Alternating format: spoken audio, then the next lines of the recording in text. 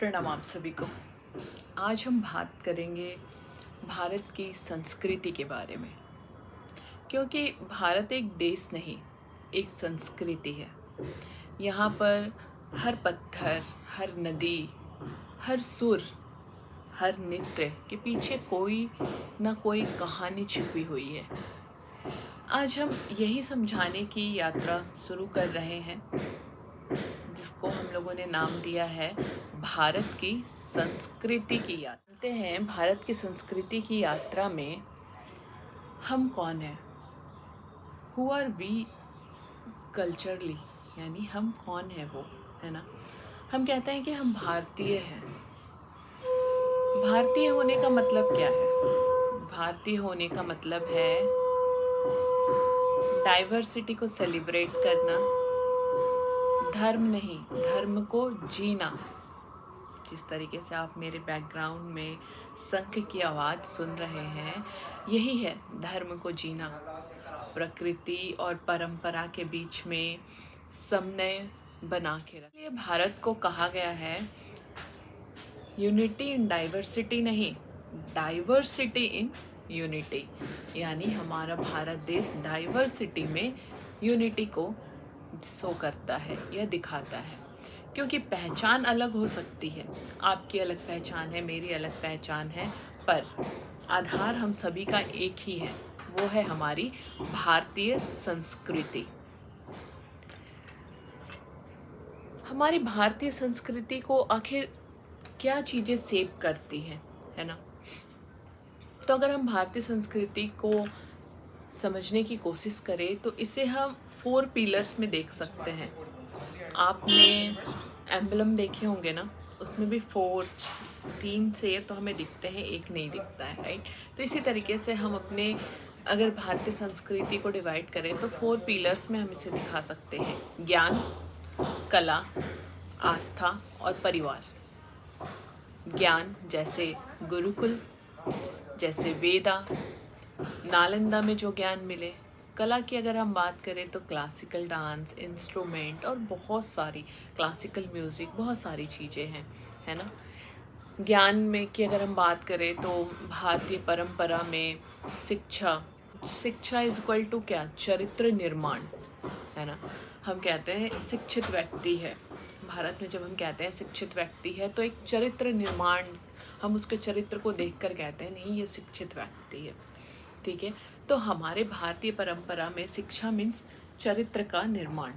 इसके साथ ही जब हम कहते हैं ये गुणी व्यक्ति है, ठीक है, या ये कला से भरपूर व्यक्ति है, तो कला यानी कि कुछ ना कुछ classical dance, classical music, instruments और बहुत सारी चीज़ें, जैसे कि भारत जिसमें हर शब्द, हर लय संगीत बन जाता है, ठीक है।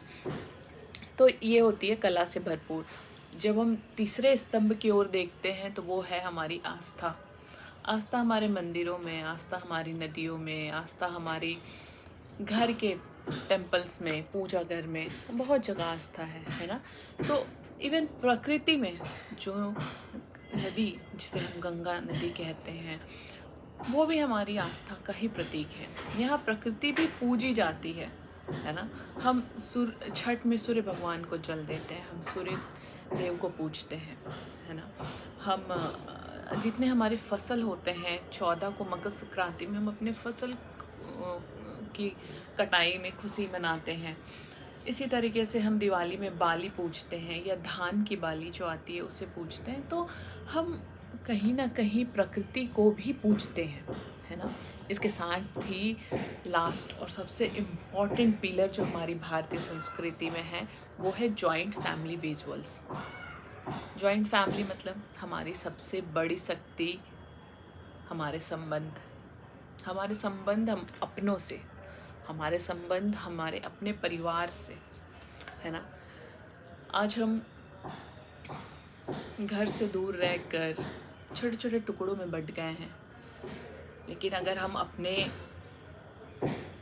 जन्म के टाइम में जाएं, मतलब मैं अपने खुद के जन्म के टाइम में जाऊं, तो एक परिवार जो पूरी जॉइंट फैमिली होती थी वो एक कहीं ना कहीं बहुत बड़ी शक्ति होती थी, है ना। उसमें कोई ग्रह दोष किसी को नहीं लगता था, क्यों?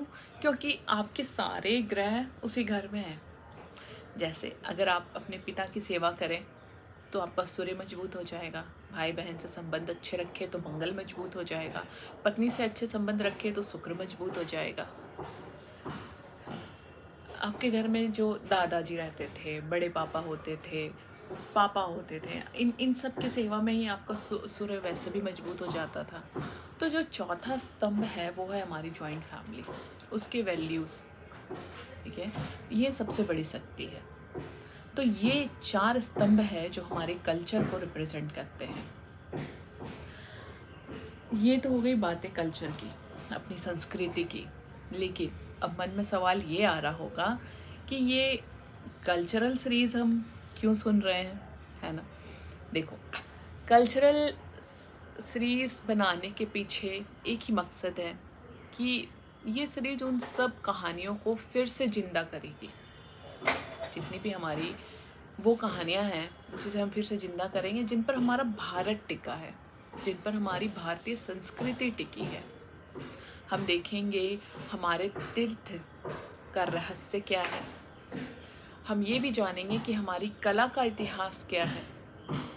इसके साथ ही हम अपनी परंपराओं का साइंटिफिक बेस जानेंगे, ताकि कोई भी अगर हमारी परंपरा को गलत कहे तो हम उसे करेक्ट कर सके with the logical information, with the scientific information, है ना? अगर कोई हमें कह रहा है कि गंगा इतनी पवित्र क्यों है, इतनी गंदी तो दिख रही गंगा नदी या गंगा के जल को आप पवित्र क्यों मानते हो, तो आप उसको साइंटिफिकली बता सको कि इसमें बैक्टीरियोफेग बैक्टीरिया पाया जाता है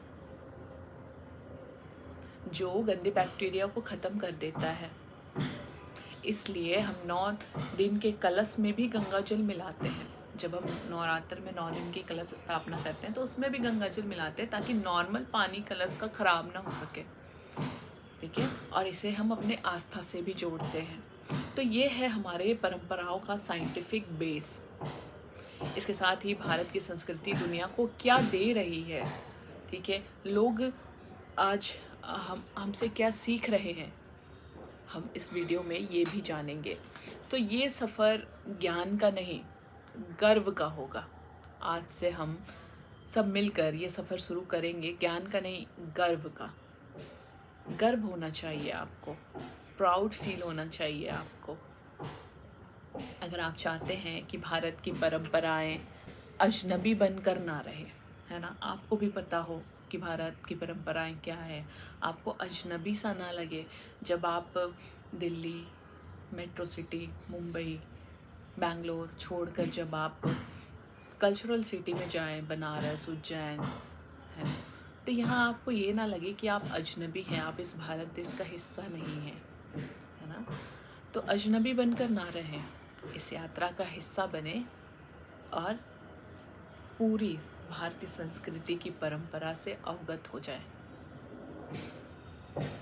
चैनल को सब्सक्राइब कीजिए और बताएं कि आप कौन सी परंपरा को समझना चाहते हैं। मिलकर बन जाएंगे भारत की संस्कृति के सारथी। चलिए इस जर्नी को शुरू करते हैं आज से। धन्यवाद।